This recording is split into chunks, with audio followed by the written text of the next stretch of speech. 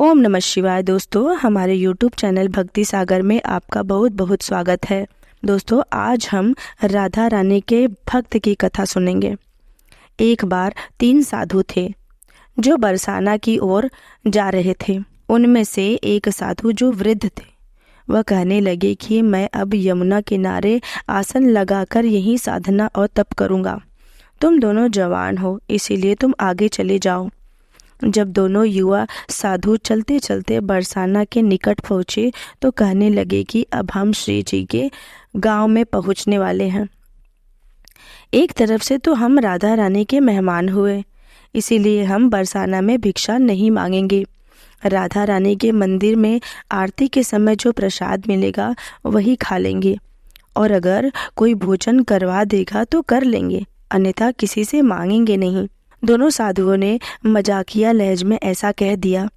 मंदिर में पहुंचकर राधा रानी के दर्शन किए, मंदिर में आरती देखी और उत्सव का आनंद लिया।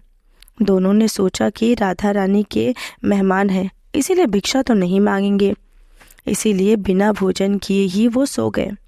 उसी रात्र राधा रानी ने स्वप्न में मंदिर के पुजारी को जगाया और कहने लगी कि मेहमान भूखे हैं और आप चैन से सो रहे हैं। पुजारी जी आश्चर्य से कहने लगे कि मेहमान कहाँ हैं? राधा रानी कहने लगी कि 2 साधु आए हैं जो बिना भोजन किए सो गए हैं।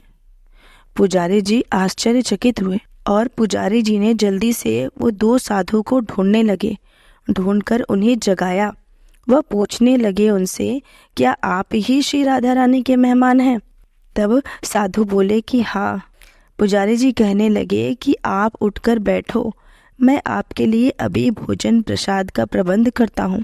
पुजारी जी मंदिर में जो भी उत्सव का प्रसाद बचा था, लड्डू, खीर, रसगुल्ले और जो भी भोग का प्रसाद बचा था, जल्दी से दोनों को परोस दिया।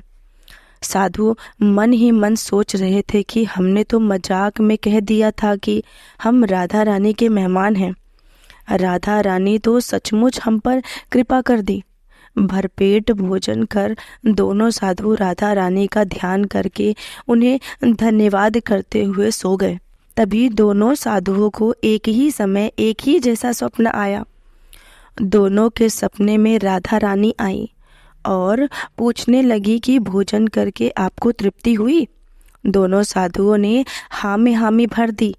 राधा रानी मुस्कुराते हुए कहने लगी कि पुजारी जी ने तुम दोनों को भोजन करवा दिया, लेकिन पान के बीड़े का प्रसाद देना भूल गए। राधा रानी ने दोनों के सिरहाने पान का बीड़ा रख दिया। स्वप्न के बाद दोनों की आँख खुली तो सचमुच पान का बीड़ा अपने सिरहाने पाकर दोनों विस्मृत थे। राधा रानी ने मजाक के भाव से कहा गया वचन भी सत्य साबित कर दिया और बिना मांगे दोनों को भरपेट भोजन करवाया।